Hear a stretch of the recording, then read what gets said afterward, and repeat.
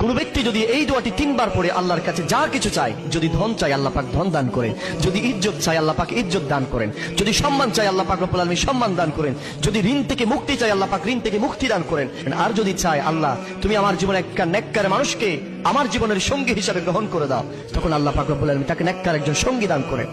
কোন ব্যক্তি যদি এই দোয়াটি 3 বার পড়ে আল্লাহর কাছে যা কিছু চায়, যদি ধন চাই আল্লাহ পাক ধন দান করেন, যদি ইজ্জত চাই আল্লাহ পাক ইজ্জত দান করেন, যদি সম্মান চাই আল্লাহ পাক রব্বুল আলামিন সম্মান দান করেন, যদি ঋণ থেকে মুক্তি চাই আল্লাহ পাক ঋণ থেকে মুক্তি দান করেন, আর যদি চাই আল্লাহ তুমি আমার জীবনে একটা নেককার মানুষকে আমার জীবনের সঙ্গী হিসাবে গ্রহণ করে দাও, তখন আল্লাহ পাক রব্বুল আলামিন তাকে নেককার একজন সঙ্গী দান করেন।